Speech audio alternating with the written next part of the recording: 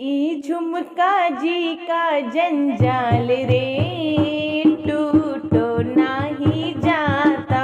ई झुमका जी का जंजाल रे टूटो नाही जाता। यह झुमका